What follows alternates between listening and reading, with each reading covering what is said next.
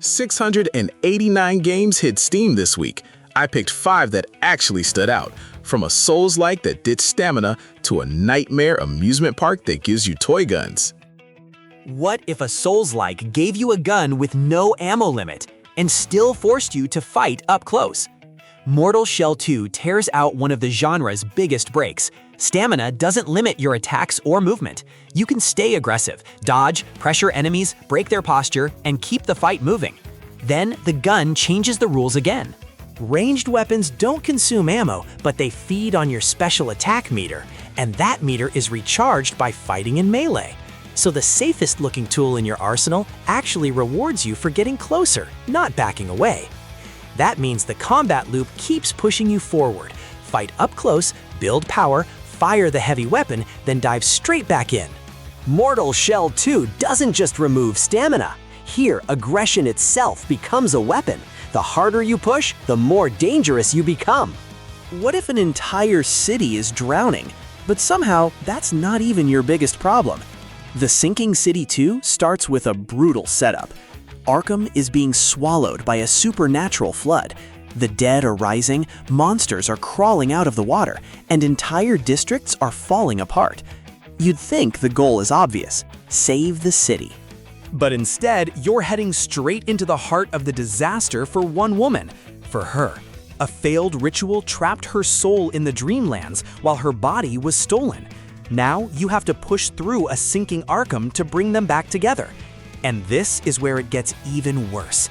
The path to saving her leads straight to the source of the flood. So one ugly question remains. How far would you go for one person? And what would you sacrifice if an entire city ended up on the other side of the scale? What if surviving the zombie apocalypse was the easy part? After Inc. revival starts decades after the Necrova virus wrecked humanity. The dead are still out there, but your real job is rebuilding. Claim land, gather resources, grow settlements, and keep people alive. Sounds almost hopeful. Then the game starts asking what your new civilization is actually willing to become. Are children an unaffordable luxury?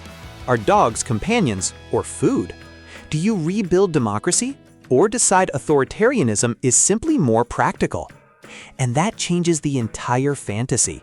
You're not just restoring the old world brick by brick. You're choosing which parts of it deserve to come back at all. The zombies already destroyed one civilization. Zombies destroyed the old world. Your decisions could destroy the new one. You're trying to save the love of your life. Your shotgun literally farts. Welcome to Twisted Tower.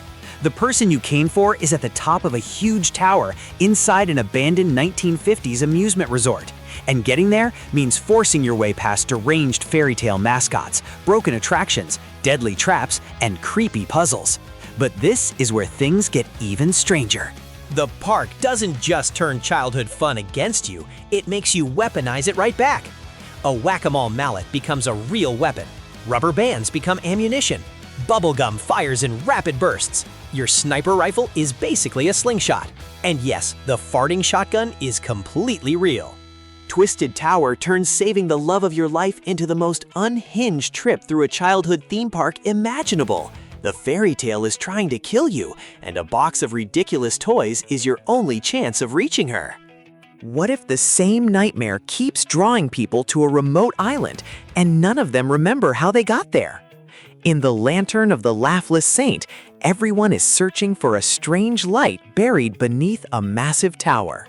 You explore the island, follow rumors, meet its bizarre inhabitants, and decide what happens to them. Help them, deceive them, compromise, or solve their problems with violence. But finishing someone's quest doesn't mean the game is finished with them. Deep beneath the island sits an empty theater. Help someone, and their phantom may take a seat in the audience. Ruin their life, and something darker may appear instead.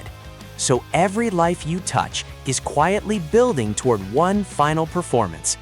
You're not just changing the island, you're choosing the audience without even knowing what they've come to watch.